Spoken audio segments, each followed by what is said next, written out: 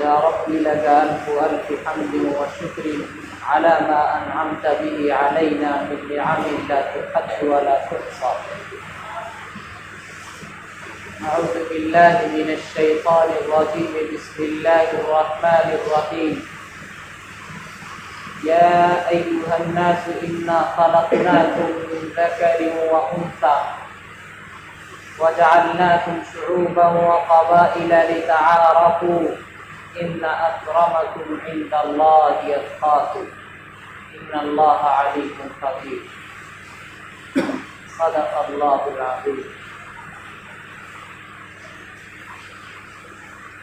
ہزارہ ہزار حمد و شکر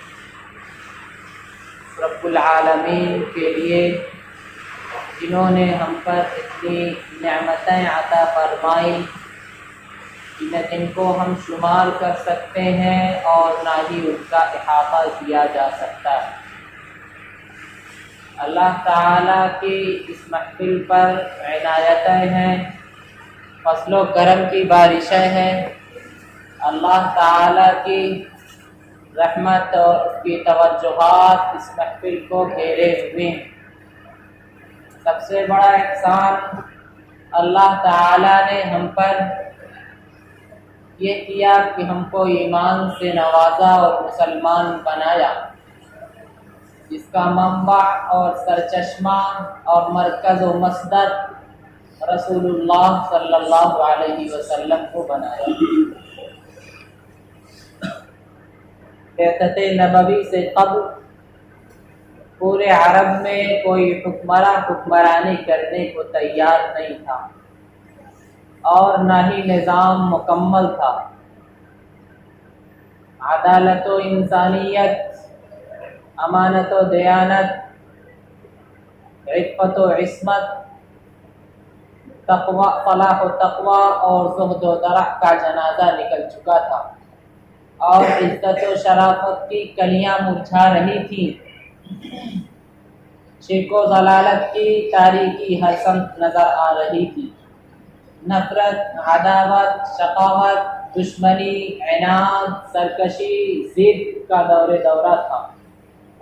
خداوند قدوس نے اس پرفتن دور میں شیدائیان لات و عزا کی رہنمائی کے لیے اور ان کو راہ راست پر گامزن کرنے کے لیے فاران کی چوٹیوں سے آفتاب رسالت کو طلوع فرمایا.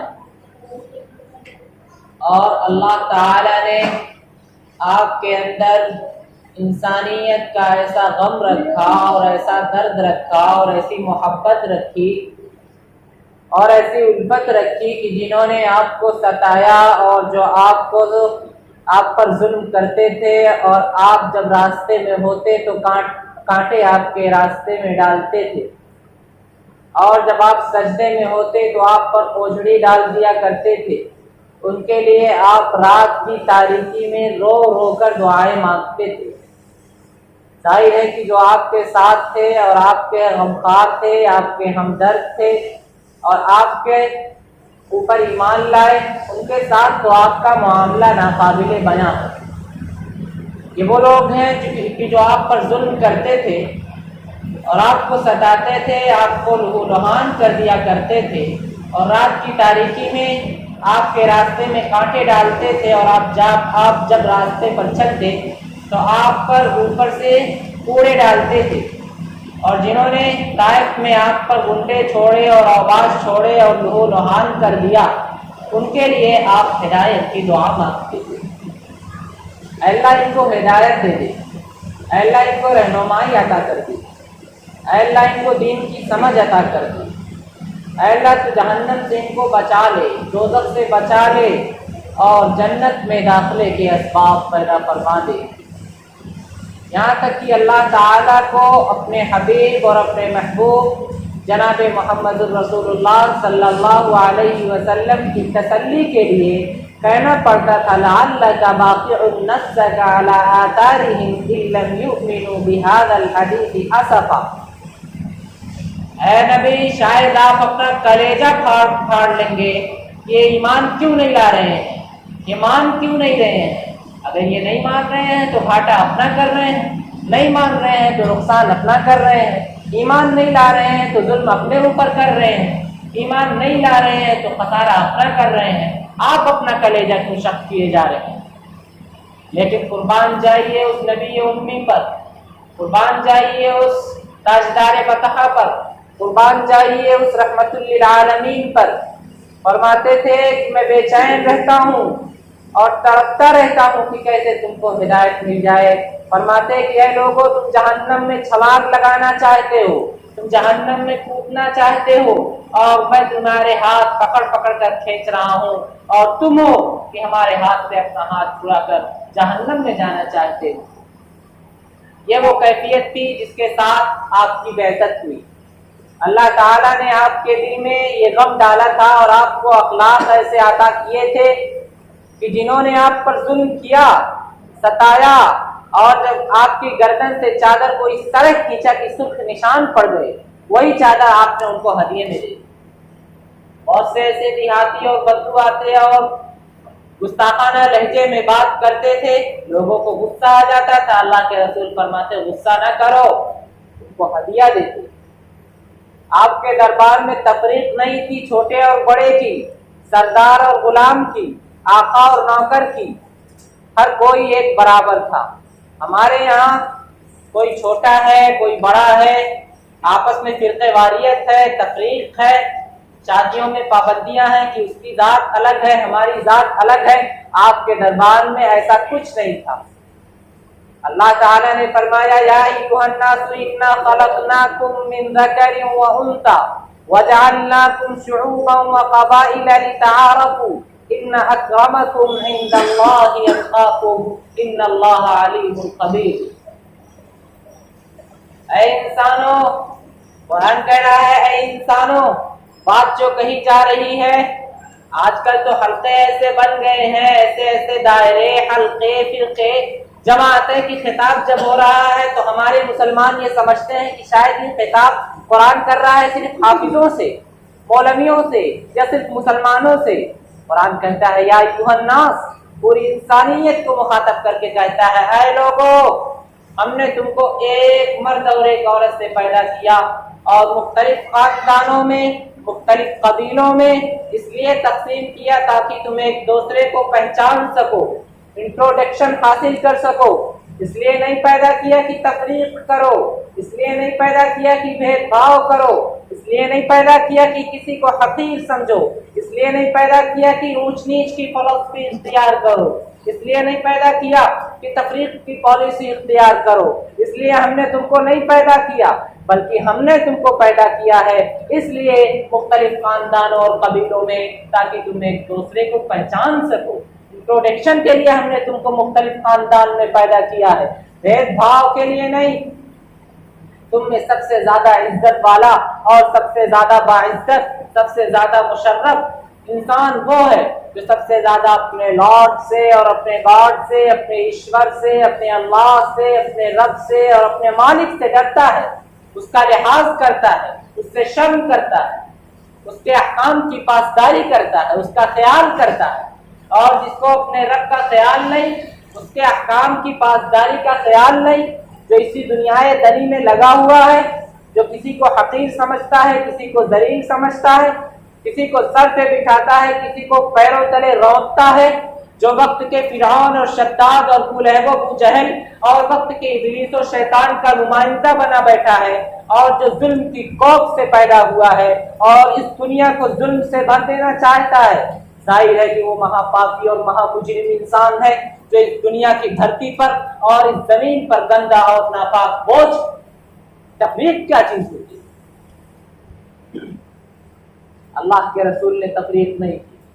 یہی وہ پیغام تھا جس کو اللہ کے رسول نے بڑی ہی شدت اور طاقت کے ساتھ کیا، اور پھر دنیا کے کانسٹیٹیوشنز نے اور دنیا کے قانون دانوں نے اسی سے سبق حاصل کیا کہ انسانوں میں تفریق نہیں کی جائے گی، بھید بھاؤ نہیں کیا جائے گا، سب کے ساتھ ایک جیسا سلوک کیا جائے گا، برابری کا، مساوات کا اصول اختیار کیا جائے گا، تفریق نہیں ہونی چاہیے۔ انسانوں کے اندر تفریق اور بھید بھاؤ معاملات میں، خرید و فروخت میں، اور شادیوں میں پابندی لگانا اور بیع و شراء میں پابندی لگانا اسلام میں قطعاً حرام اور ناجائز ہے۔ یہی وہ پیغام تھا۔ ظاہر ہے کہ اسلام کا یہی پیغام ہے کہ تمہارا رب ایک ہے، تمہارا باپ ایک ہے، تمہاری ماں ایک ہے، تہذیب سب کے لیے ایک ہے، اسلام سب کے لیے ایک ہے۔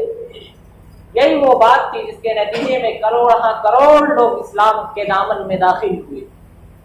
جھوٹ کہتے ہیں لوگ کہ مسلمان یہاں دوسرے ملک سے آئے ہیں، اگر چند آئے بھی ہوں گے تو مجھے یقین ہے کہ کروڑوں لوگ اس ہندوستان کے اور اس ملک کے دامن اسلام میں داخل ہوئے۔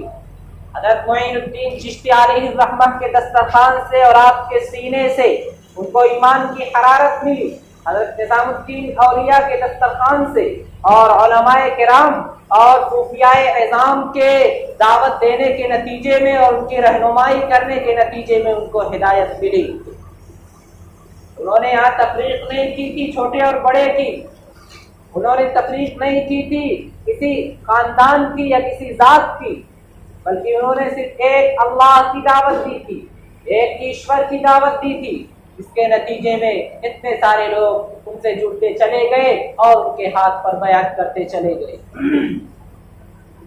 آپ کو بھی غلبہ عطا ہو سکتا ہے، آپ بھی غالب ہو سکتے ہو، آپ کو بھی فتح مل سکتی ہے، فاتح بن سکتے ہو اگر اس طرح بغیر کسی تفریق کے اسلام کی دعوت ہو۔ اے مسلمانوں، ہندوستان میں آپ کی 35 کروڑ تعداد ہے، پوری دنیا میں 1 ارب سے زیادہ آپ کی تعداد ہے، آپ کے پاس کھیتیاں ہیں، کارخانے ہیں، مکانات ہیں، بینک بیلنس ہیں اور کیا کیا ہے۔ اس کے بعد ہماری حالت یہ ہو رہی ہے کہ ہم کفر کے سامنے جباسائی کر رہے ہیں، کفر کے سامنے جھک رہے ہیں۔ ہم نے انبیاء کرام کے مشن کو پامال کیا، ہم اپنے نبی کے اسوے کو چھوڑ چکے ہیں، ہمیں شودر بنایا گیا، ہمیں ذلیل کیا گیا، ہماری گردن جھکائی گئی، ہمیں ہر کفر کے سامنے اور ہر باطل کے سامنے جھکنا پڑ رہا ہے۔ اللہ قیامت کے دن سوال کرے گا کہ جب قرآن کی تعلیمات پر اور اسلام کی تعلیمات پر، نبی کی تعلیمات پر ڈاکے ڈالے جا رہے تھے، اس وقت اے مسلمان تم کہاں تھے؟ تم اس وقت آج ہمارے قرآن کی تعلیمات پر، اسلام کی تعلیمات پر اور حضور کی سیرت پر دھڑلے سے انگلی اٹھائی جاتی ہے اور آپ چوہوں کی طرح اور چوزوں کی طرح اور ڈرے ہوئے ان سہمے انسانوں کی طرح حق بات کہنے سے ڈرتے ہو، آپ حق بات بولتے نہیں ہو۔ صم بکم عمی، گونگے اور بہرے اور اندھے ہم ہو گئے۔ اللہ پوچھے گا کہ تمہاری زبانوں پہ تالے کس نے چڑھائے تھے، تمہارے ہونٹ کس نے سیے تھے، کس نے سی تھی تمہاری زبانوں، کیوں تم نے حق نہیں بولا؟ کیا جواب دو گے؟ اے مسلمانوں، تمہیں علماء کہا جاتا ہو یا مفتی، قاضی کہا جاتا ہو یا خطیب، ماسٹر کہا جاتا ہو یا ڈاکٹر، الفاظ سے حقیقتیں بدلا نہیں کرتی۔ محمد عربی کی دعوت کو چھوڑنے والوں، اے مسلمانوں، اگر تمہارا اللہ پر ایمان ہے، نبی پر یقین ہے، تو تم پر صرف اور صرف یہ فرض ہے کہ انبیاء کا بگل بجا دو اور نبوت و رسالت کے مشن کو لے کر اٹھو، آخری نبی کی صدا لگا دو، کہو یا ایھا الناس اعبدوا ربکم الذی خلقکم والذین من قبلکم لعلکم تتقون۔ انسانوں، صرف ایک ایشور کی، ایک اللہ کی پوجا کرو۔ اے ہندوؤں، صرف ایشور کو پوجو، صرف ایشور کو پوجو، سناتن دھرم کی بے عزتی مت کرو، سچائی کو مانو اور اس سچائی کو مان کر ہر جگہ یہ آواز لگا دو۔ اس کی دعوت ہمیں دینی ہوگی۔ اگر یہی وہ پیغام ہے جو مکہ کی گھاٹیوں سے اور مکہ کی پہاڑیوں سے دیا گیا تھا، یہ اس لیے نہیں دیا گیا تھا کہ تاریخ کے جلسوں میں، جمعہ کے خطاب میں اسے دوہرا لیا جائے اور اسے یاد کر لیا جائے، نہیں۔ فرمایا گیا لقد كان لكم في رسول الله اسوة حسنة لمن كان يرجو الله واليوم الآخر وذكر الله كثيرا۔ جس کو آخرت پر ایمان ہے، اللہ پر ایمان ہے، اس کے ذمے یہ بات ضروری ہے کہ وہ یہ سمجھے کہ رسول اللہ ہی اس کے اگوا ہیں، اس کے پیشوا ہیں، اس کے رہبر ہیں۔ انہیں کی زندگی ہمارے لیے آئیڈیل ہے، ماڈل ہے اور نمونہ ہے۔ یہ نمونہ صرف نماز کی رکعتوں میں نہیں ہے، یہ نمونہ صرف مسواک کا اور جبے کا اور داڑھی کا نہیں ہے، یہ تو ہلکے نمونے کی چیز ہے، یہ نمونہ ہے کفر سے، شرک سے، الحاد سے مقابلے کا، یہ نمونہ ہے جاہلیت سے پنجہ آزمائی کا، یہ نمونہ ہے خدا کے کبریائی کے اعلان کا، یہ نمونہ ہے کہ جس جگہ رہتے ہو وہاں اسلام کی دعوت ہو، ایک ایشور کی دعوت ہو۔ اگر اس امت پر اور اس قوم پر اللہ کے نبی کا احسان نہ ہوتا، اس کا ذمہ دار اللہ تعالی ہے، تو پھر انسان ہوتے لیکن صفت ان کی بھیڑیوں کی ہوتی، انسان ہوتے لیکن درندے ہوتے، انسان ہوتے لیکن لالچ کتوں کی ہوتی، انسان ہوتے لیکن درندے ہوتے، ہاں انسان ہوتے لیکن بھیڑیوں کی شکل میں ہوتے۔ نبی کا یہ احسان ہے اس امت پر۔ آج کل تو ہمیں افسوس ہوتا ہے کہ کچھ نوجوان میڈیا سے متاثر ہو کر اور ٹی وی چینل کے پروگرام کو دیکھ دیکھ کر فیشن کے دیوانے ہو کر یورپ کے تھوک اور یورپ کے تلوے چاٹنے میں لگے ہیں۔ اے نوجوانوں، تمہیں فتح حاصل ہوگی، تم ہی فاتح بنو گے، تم ہی غالب رہو گے، اور تم اس دنیا کو روشن کرو گے، اور تم اس دیے کو جلاؤ گے جو اس دنیا کو روشن کریں گے۔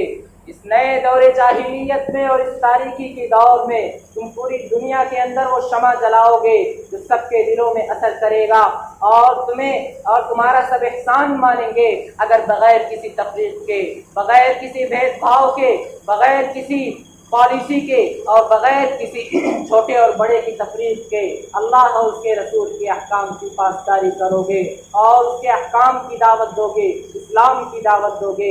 ایک ہی صف میں کھڑے ہو گئے محمود و آیاز، نہ کوئی بندہ رہا اور نہ کوئی بندہ نواز۔ وآخر دعوانا الحمد للہ رب العالمین۔